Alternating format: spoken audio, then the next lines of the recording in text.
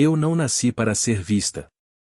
Essa foi a primeira lição que aprendi na cozinha do castelo, ainda menina, quando minhas mãos eram pequenas demais para segurar as panelas de ferro, mas já grandes o bastante para sangrar ao cortar raízes duras no frio da madrugada.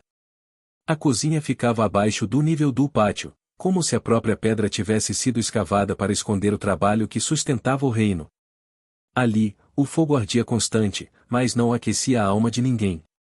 Era apenas necessidade. Como o pão. Como a fome. O reino sofria. Isso todos sabiam, embora poucos falassem.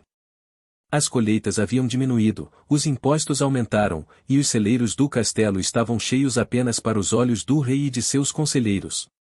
Para o povo, havia sopa rala e promessas. Para os soldados, rações medidas.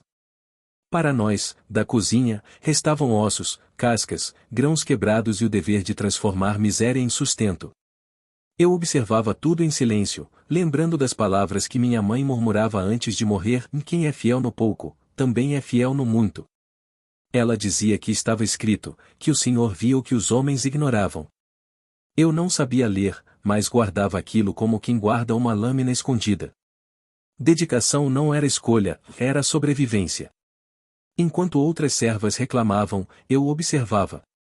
Via como os grãos eram desperdiçados por ignorância, como as ervas do campo eram tratadas como mato, como a gordura era jogada fora quando poderia alimentar uma família inteira por dias. Eu perguntava aos camponeses quando vinham entregar sacas vazias o que ainda crescia nos campos esquecidos. Escutava as viúvas, os monges, os viajantes famintos. A cozinha virou meu livro. O fogo, meu mestre. Comecei a mudar pequenas coisas. Nada que chamasse atenção. Cozinhava os ossos por mais tempo, até que cedessem tudo o que tinham. Secava cascas ao invés de descartá-las. Misturava cereais rejeitados, criando pães escuros que sustentavam mais do que pareciam. Lembrava-me de José no Egito, guardando nos anos de fartura para os anos de fome. Não por ambição, mas por prudência. A fé, para mim, nunca foi grito ou gesto público, era método, constância, disciplina. O medo me acompanhava. Uma cozinheira não devia pensar, apenas obedecer. Uma mulher que ousasse sugerir mudança podia ser acusada de insolência, ou pior, de questionar a ordem que Deus supostamente havia estabelecido. Ainda assim, eu sentia que calar seria negar o dom que me fora dado. Não se acende uma lâmpada para colocá-la debaixo da cama. Essa frase ecoava enquanto eu mexia a sopa rala destinada aos pobres do Portão Sul. O primeiro sinal de que algo mudava foi simples, e menos reclamações. Depois, menos desmaios entre os servos. Por fim, os guardas começaram a pedir ao sopa escura, como chamavam meu preparo. O intendente notou que os estoques duravam mais. Fez perguntas. Respondi com humildade, sem revelar tudo. Aprendi cedo que a verdade inteira, dita cedo demais, costuma ser punida. À noite, quando o castelo silenciava, eu ajoelhava no chão frio da despensa e agradecia. Não por reconhecimento, que não havia, mas por força. Eu não sonhava com o trono, nem com favores. Sonhava apenas com mesas cheias e crianças dormindo sem dor no estômago. Se isso me levasse a lugares melhores, seria consequência, não objetivo. Como está escrito, buscai primeiro o reino de Deus, e as demais coisas vos serão acrescentadas. Naquele tempo, eu ainda não sabia que o rei aprenderia meu nome. Nem que a cozinha, lugar de invisíveis, se tornaria o caminho pelo qual o reino deixaria de passar fome. Eu só sabia trabalhar. E permanecer fiel. Mesmo antes da queda, mesmo antes da honra, mesmo antes de ser chamada. Curtiu? Então se inscreve aí e vem com a gente. Antes que qualquer olhar real descesse as escadas da cozinha, houve um tempo longo, invisível, esquecido, sem que nada parecia acontecer. Esse é o tempo que não entra nas crônicas, mas decide o destino dos reinos. O tempo em que a semente está sob a terra e apenas Deus sabe se ela brotará. Foram anos assim. Anos em que eu chegava antes do sol e saía depois que o último fogo se apagava. Anos em que ninguém perguntava meu nome, mas todos sentiam falta quando eu não estava. Aprendi que a fidelidade verdadeira é medida quando não há expectativa de recompensa. Quando ninguém observa. Quando o esforço parece inútil. Esse foi o deserto que atravessei. A fome ainda apertava o povo, e muitas vezes pensei que meu trabalho era apenas um balde de água lançado contra um incêndio sem fim. Via crianças com olhos fundos, velhos dividindo migalhas, mulheres escondendo o choro enquanto mexiam caldeirões vazios. Nessas horas, a fé não era conforto, era disciplina. Eu me obrigava a continuar. Porque desistir não alimenta ninguém. Comecei a anotar mentalmente tudo o que funcionava e tudo o que falhava. Observei as estações, os erros repetidos, as perdas evitáveis. Descobri que grande parte da fome não vinha da falta absoluta, mas da desordem, da pressa e da corrupção silenciosa. Celeiros mal organizados apodreciam grãos suficientes para salvar aldeias inteiras. Cozinhas despreparadas desperdiçavam mais do que consumiam. Não era castigo divino, como muitos diziam. Era negligência humana. Passei a ensinar discretamente. Não como quem manda, mas como quem serve junto. Enquanto cortávamos raízes, eu explicava por que não se devia jogar fora tal parte. Enquanto lavávamos grãos, mostrava como separar os que ainda serviam. Não falava de mudanças grandes, falava do próximo passo. A Bíblia diz que o reino começa como um grão de mostarda. Eu via isso acontecer ali, na prática. Nem todos gostavam. Alguns zombavam. Outros se sentiam ameaçados. Houve dias em que encontrei meus utensílios escondidos, minhas porções reduzidas, minhas instruções ignoradas de propósito. Aprendi então outra lição dura: fazer o bem não garante aceitação. Muitas vezes, garante oposição. Ainda assim, continuei. Porque não trabalhava para agradar pessoas, mas para cumprir um chamado que eu mesma ainda não entendia completamente. Nas noites mais difíceis, quando o cansaço parecia maior do que minha fé, eu me lembrava das histórias sagradas. De Noé construindo enquanto ninguém acreditava. De Ruth colhendo restos nos campos, sem saber que estava sendo observada. Deus sempre parece agir no intervalo entre o anonimato e o reconhecimento. E esse intervalo testa se o coração é fiel ou apenas ambicioso. Houve um momento específico que nunca esqueci. Um inverno particularmente cruel. As reservas quase acabaram. O intendente ordenou cortes severos. Muitos servos passaram fome dentro do próprio castelo. Eu vi homens fortes enfraquecerem. Vi discussões virarem brigas. E vi, também, algo raro, cooperação. Pessoas começaram a dividir espontaneamente o pouco que tinham. A fome revelou o pior de alguns e o melhor de outros. Naquele inverno, conseguimos atravessar sem mortes dentro das muralhas. Poucas notaram isso. Nenhum decreto foi feito. Nenhuma medalha entregue. Mas algo mudou. A cozinha deixou de ser apenas lugar de trabalho e passou a ser ponto de equilíbrio. Quando alguém tinha medo, vinha ali. Quando havia dúvida, perguntavam ali. Sem perceber, o castelo havia criado um coração, se esse coração batia ao ritmo do fogo. Foi nesse tempo que entendi que Deus não estava apenas me preparando para falar com o rei. Estava me preparando para permanecer firme quando falasse. Porque subir rápido demais quebra quem não criou raiz profunda. A dedicação silenciosa estava me formando por dentro, moldando paciência, discernimento e resistência. Não para o sucesso, mas para o peso dele. Quando, muito depois, os rumores começaram a circular de que a comida rendia mais, de que os soldados adoeciam menos, de que os estoques duravam além do esperado, se eu já não me importava. Meu foco não estava no que diziam, mas no que permanecia. Como está escrito, e aquele que habita no esconderijo do Altíssimo descansa. Eu descansava, mesmo cansada. Por isso, quando os passos reais finalmente ecoaram nas escadas da cozinha, eu não estava pronta no sentido comum. Estava preparada de um jeito mais profundo. Preparada para não me perder. Preparada para não mentir. Preparada para entender que aquela visita não era um prêmio, era um teste. E assim terminou o tempo do silêncio. Não com aplausos, mas com oportunidade. A semente havia brotado. E o que estava prestes a acontecer não começou naquele dia. Começou ali, nos anos em que ninguém viu, mas Deus contou cada gesto. O rei não descia à cozinha. Reis não descem ou são servidos. Essa era uma verdade tão sólida quanto as pedras do castelo.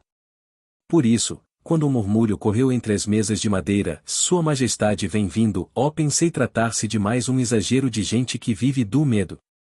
Continuei mexendo o caldeirão, contando mentalmente os tempos, como sempre fazia. O alimento não respeita títulos, se descuidares dele, queima ou azeda, seja para camponês ou soberano. Mas os passos eram reais. Pesados. Acompanhados do render das armaduras e do cheiro metálico das espadas. O calor da cozinha pareceu recuar, como se o fogo reconhecesse autoridade maior que a sua. Quando ergui os olhos, vi-o. Não como nos vitrais da capela, nem nas moedas gastas pelo uso, mas como homem cansado, magro demais para quem deveria representar fartura. O rei olhava ao redor como quem entra em território inimigo. O intendente falava demais. Explicava números, justificava ausências, culpava o clima, os camponeses, os impostos atrasados. O rei não o interrompia. Seus olhos, porém, não estavam nele. Estavam nas panelas, nas sobras reaproveitadas, nos pães escuros alinhados com cuidado. Pararam em mim. Não com dureza, mas com curiosidade. Foi isso que me assustou. Mandaram-me servir. Minhas mãos não tremeram ou não por coragem, mas por hábito. Servi o prato simples, feito de grãos quebrados, caldo de ossos e ervas do campo. O rei provou em silêncio. Mastigou devagar, como quem tenta ouvir algo além do sabor. Pediu mais.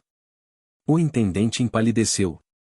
Aquela porção era destinada aos guardas da noite. Eu hesitei apenas um instante, depois servi novamente. Dá, e te será dado, pensei, sem saber se era oração ou desafio. Ele perguntou quem havia criado aquilo. O intendente tentou responder por mim, como sempre fazia. O rei ergueu a mão. Pediu que eu falasse.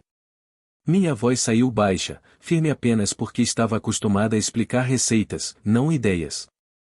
Contei do desperdício evitado, do tempo estendido de cozimento, da observação dos campos, do que se perde por pressa e orgulho. Não falei de fé. Ainda não. Há verdades que precisam de terreno preparado. O rei escutou. De verdade. Isso foi o mais estranho. Quando terminei, ele ficou em silêncio longo demais para um soberano. Depois disse algo simples, e queria que eu preparasse aquela refeição para o conselho, no dia seguinte. O intendente tentou objetar. O rei o ignorou. Ao sair, olhou-me uma última vez e disse: "E se isso sustenta os meus homens, pode sustentar o reino." Naquela noite, não dormi. Não por alegria, mas por peso. A visibilidade é uma faca de dois gumes. A Bíblia fala de José sendo elevado do cárcere ao palácio, mas também fala de Daniel na cova dos leões. Dedicação abre portas, sim, mas também expõe. Perguntei-me se eu estava pronta para ser vista. Se meu trabalho, feito no silêncio, sobreviveria à luz. Preparei-me como sempre, cedo, com método. Escolhi cada ingrediente como quem escolhe palavras diante de um juiz. Cozinhei não para agradar, mas para sustentar. Enquanto o caldo engrossava, lembrei-me do que está escrito: "Tudo o que fizerdes, fazei-o de todo o coração, como para o Senhor, e não para homens." Se aquele prato fosse meu testemunho, que fosse honesto. No dia seguinte, enquanto os sinos chamavam o conselho, subi as escadas com as panelas. Cada degrau parecia uma pergunta. Eu não buscava honra, mas ela vinha ao meu encontro. Não buscava poder, mas o poder começava a olhar para mim. E eu entendia, com uma clareza dolorosa, que dedicação não apenas leva a lugares melhores se ela cobra maturidade para permanecer neles. Quando as portas do salão se abriram, senti o peso da história se inclinar. A fome do reino ainda existia. A resistência também. Mas, Pela primeira vez, eu não estava apenas alimentando corpos. Estava prestes a confrontar ideias. E isso, eu sabia, exigiria mais do que fogo e sal. O salão do conselho não cheirava a comida. Cheirava a cera, pergaminho e desconfiança. Homens acostumados a decidir guerras e impostos olhavam para as panelas como se fossem objetos indevidos naquele espaço. Eu sentia o peso daqueles olhares mais do que o peso do ferro em meus braços. Nenhum deles esperava aprender algo com uma cozinheira. Talvez por isso o rei tenha me colocado ali. Servi em silêncio. O som das colheres tocando a cerâmica ecoou mais alto do que qualquer discurso. Alguns provaram por obrigação, outros com visível desprezo. Um deles riu, chamando aquilo de comida de mendigo. O rei nada disse. Observava. Sempre observava. Quando terminaram, pediu que eu explicasse. Não a receita, mas o método. Falei de constância. De armazenar nos tempos bons. De respeitar o ciclo da terra. De ouvir quem trabalha nela. Usei exemplos simples, porque verdades profundas não precisam de palavras difíceis. Então citei, pela primeira vez, a escritura, os planos do diligente conduzem à fartura. Não olhei para nenhum deles ao dizer isso. Olhei para o pão. Alguns se ofenderam. Outros ficaram curiosos. Um perguntou quanto aquilo custaria. Respondi que custava menos do que a fome. Outro quis saber por que ninguém pensara nisso antes. Não respondi. A pergunta correta raramente é feita por quem detém poder. O rei decidiu ali. Ordenou mudanças nos celeiros, nos contratos com camponeses, na forma como o alimento era distribuído. Mandou que eu supervisionasse a cozinha real e, gradualmente, as cozinhas dos quartéis e dos mosteiros. Houve resistência. Sempre há. Dedicação não elimina oposição ou ela a revela. Naquela noite, voltei à cozinha maior. Não como serva invisível, mas como responsável. Ajoelhei-me novamente no chão frio. Agradeci. Não por autoridade, mas por responsabilidade. Porque lugares melhores não são tronos, são campos onde o trabalho frutifica. O reino ainda não estava salvo. Mas o pão começava a ser repartido. E isso, no mundo dos homens, é sempre o primeiro milagre. Nada provoca mais ira do que uma mudança que funciona. A fome havia começado a recuar, e com ela recuavam também certos privilégios silenciosos. Os celeiros passaram a ser auditados, os contratos revisados, as rotas de distribuição refeitas.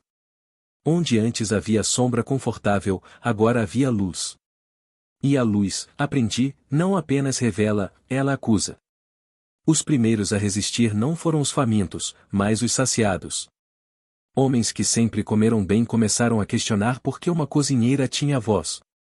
Disseram que eu ultrapassava meu lugar, que confundia ordem com ambição. Usaram palavras piedosas para justificar interesses antigos. A religião, quando mal usada, é uma capa elegante para o medo de perder poder. Eu reconhecia isso porque já havia visto a fé verdadeira no deserto da escassez. Aquilo não era fé, era cálculo.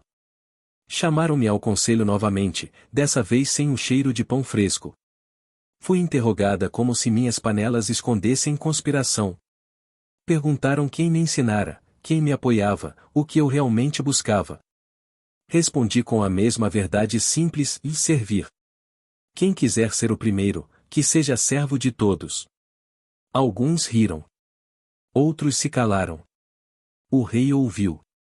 Houve tentativas de sabotagem. Grãos misturados com areia, ervas substituídas por folhas amargas, atrasos forçados nas entregas. Cada falha era atribuída a mim. Cada sucesso, ao sistema antigo. Era um jogo velho, e eu não tinha ilusões sobre ele. Dedicação não garante justiça imediata, apenas sustenta quem persiste. Trabalhei mais. Observei mais. Registrei tudo. Ensinei outras cozinheiras, não receitas, mas princípios. Fartura não nasce de abundância, mas de cuidado. Lembrei-me de Neemias reconstruindo muros com uma mão e segurando a espada com a outra. Meu muro era o método, ou minha espada, a verdade registrada. O povo começou a notar. Menos crianças doentes. Menos saques. Menos revoltas. A paz, quando vem pelo pão, não faz barulho. Isso assustou ainda mais os poderosos. Um reino alimentado pensa. Um povo que não tem fome faz perguntas. Numa noite, encontrei o rei sozinho na capela. Não ajoelhado, mas sentado, cansado. Ele me perguntou se eu sabia o preço do que estava fazendo. Respondi que sim. Disse-lhe que a Escritura nunca prometeu caminho fácil para quem faz o que é certo. Prometeu apenas que não estaríamos sós. Ele assentiu. Pela primeira vez, vi nele não um soberano, mas um homem com medo de falhar. A oposição cresceu, mas a fome diminuiu. E entre esses dois movimentos, eu permaneci. Firme. Porque dedicação não é impulso, é permanência. Não me movia por reconhecimento, mas por convicção. Se isso me levasse à queda, que fosse. Melhor cair servindo do que subir negando o dom recebido. Quando a colheita seguinte veio, melhor do que as anteriores, muitos se calaram. Outros fingiram ter apoiado desde o início. O mundo é assim. Mas eu sabia. O rei sabia. E, talvez mais importante, o povo sabia. Naquela altura, eu compreendi algo que não está escrito com clareza em nenhuma página, mas atravessa toda a escritura, de lugares melhores não são concedidos, são sustentados. E apenas quem aprende a carregar peso no anonimato consegue permanecer quando a visibilidade chega. A fome estava sendo vencida. A resistência, não. Ainda. A vitória contra a fome não veio como festa. Veio como silêncio. Celeiros cheios não cantam, panelas abundantes não erguem estandartes. Apenas permanecem. E permanecer, descobri, é mais difícil do que começar. Porque enquanto a crise justifica o esforço, a estabilidade exige caráter. Muitos sabem lutar contra a miséria, poucos sabem viver sem ela. Com a fome recuando, surgiram novas acusações. Diziam que o povo estava acomodado, que a disciplina se perderia, que o excesso corromperia. Os mesmos que antes lucravam com a escassez agora falavam de virtude. A Escritura adverte, vai dos que chamam o mal de bem e o bem de mal. Eu via isso acontecer diante de mim, sem alegorias, sem mistério. Apenas homens protegendo seus lugares. Fui afastada das decisões maiores. Mantiveram-me na cozinha, como se isso fosse punição. Não entenderam que era ali que eu sempre estivera. Tiraram títulos que nunca pedi, mas não puderam retirar o método, nem a confiança das pessoas que haviam aprendido comigo. As cozinhas dos vilarejos continuaram aplicando o que ensináramos. A fartura já não dependia de mim. E isso, para mim, era sucesso. Houve um inverno duro. Um teste. Nevascas atrasaram rotas, campos ficaram isolados. Muitos aguardavam o colapso, prontos para dizer o eu avisei. Ele não veio. Os estoques resistiram. As medidas funcionaram. O povo atravessou o frio com menos perdas do que em anos considerados bons. Quando a primavera chegou, não houve louvores públicos. Houve algo melhor, continuidade. O rei chamou-me novamente. Não para anunciar algo, mas para agradecer. Disse-me que aprenderá mais observando a cozinha do que ouvindo discursos. Respondi que aprenderá mais observando o povo do que lendo decretos. Ficamos em silêncio. Não havia mais nada a provar. Naquela noite, reli mentalmente as palavras que me sustentaram desde o início, e não nos cansemos de fazer o bem, pois a seu tempo colheremos. A colheita não foi honra, nem poder. Foi paz. Um reino que comia e, por isso, respirava. Eu continuei a cozinhar. Ensinar. Registrar. Não subi mais degraus visíveis.